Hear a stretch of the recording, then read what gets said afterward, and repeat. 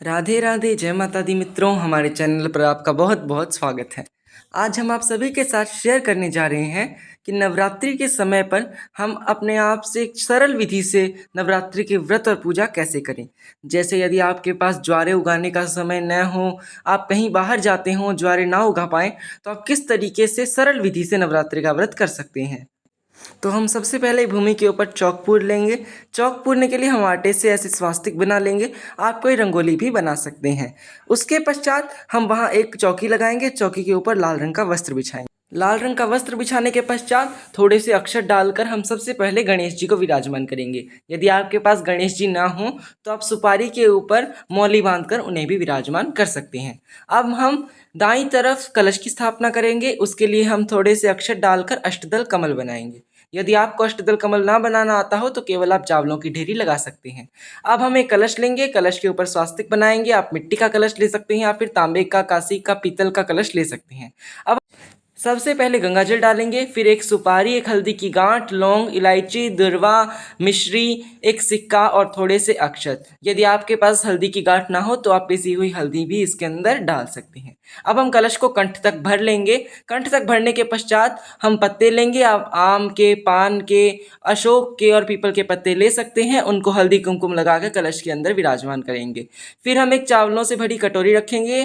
आप चावलों के अलावा कोई और अनाज का भी प्रयोग कर सकते हैं। अब हम नारियल लेंगे। नारियल के ऊपर चुनरी लपेटेंगे और उसके ऊपर नाल लगाएंगे। इसके बाद हम नारियल के मुख को अपनी ओर करते हुए कलश के ऊपर विराजमान कर लेंगे। अब हम देवी को विराजमान करेंगे। थोड़े से अक्षतों का आसन देकर आप पुष्पों का आसन भी दे सकते हैं और देवी की जैसी भी प्रतिमा आपके पास हो आप उसे यहाँ विराजमान कर लें। अब देवी के दाईं तरफ घी के दीपक को विराजमान करेंगे और धूप जलाएंगे। इसके पश्चात हम सबसे पहले हाथ में अक्षत पुष्प लेकर व्रत का संकल्प करेंगे। इसके पश्चात हम ये अक्षत पुष्प देवी को अर्पित कर देंगे। अब हम सबसे पहले गणेश जी का पूजन करेंगे। गणेश जी को वस्त्र रूपी कलावा अर्पित करेंगे, धूप दीप दिखाएंगे, पुष्प अर्पित करेंगे, हल्दी कुमकुम चंदन अर्पित करेंगे। फिर हम दीपक को पुष्प अर्पित करेंगे, हल्दी कुमकुम चंदन अर्पित करेंगे, वस्त्र रूपी कलावा अर्पित करेंगे। फिर हम कलश को भी इसी प्रकार पूजन करेंगे। इसके पश्चात हम कलश को भी भांति भांति प्रकार के पुष्प चढ़ाएंगे। आप कलश को जनेऊ भी चढ़ा सकते हैं। आप मनपसंद मिठाइयाँ भी चढ़ा सकते हैं। इसके पश्चात हम देवी का पूजन करेंगे। देवी को हल्दी कुमकुम चंदन लगाएंगे, अक्षत पुष्प अर्पित करेंगे।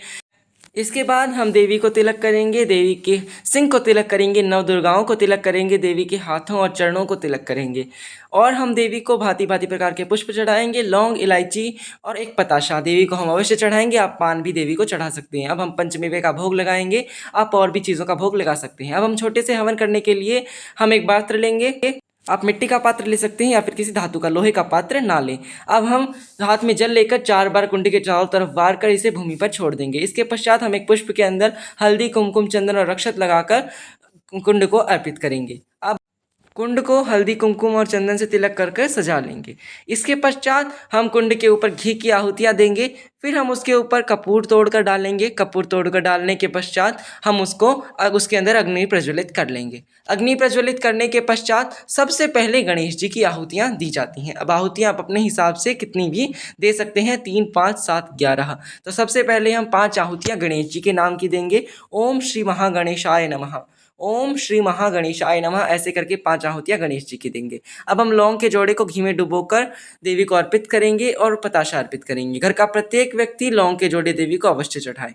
अब हम सामग्री से आहुतियाँ देंगे। आप नमाण मंत्र जो होता है ना, ओम एम ह्रीम क्लीम चामुंडय विच्चय नमः, ये बोलकर अंत में स्वाहा लगाकर देवी को आप आहुतियाँ अर्पित करें। आप 11, 21, 51 अपने हिसाब से आहुतियाँ दे सकते हैं और हम इसके अंदर बीच बीच में घी की आहुतियाँ भी देते रहेंगे। इसके बाद हम कुंड के चारों तरफ जल वारेंगे। फिर हम देवी की आरती करेंगे।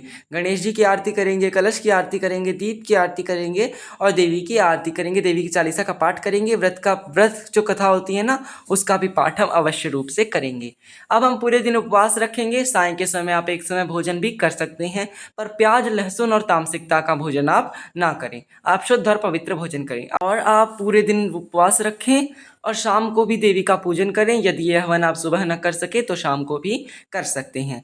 इस चौकी को आप 9 दिन तक देवी की इसी प्रकार पूजन करें। आप ध्यान रखें कि कलश और देवी की प्रतिमा 9 दिन तक इधर उधर हिल ना पाए। यदि आप ये जो हवन हमने किया है ये ना कर पाए तो आप इसे रहने दे सकते हैं। हमारी वीडियो को अंत तक देखने के लिए धन्यवाद। अगर जानकारी अच्छी लगी हो तो वीडियो को लाइक ज़रूर करें और हमारे चैनल को सब्सक्राइब करना ना भूलें।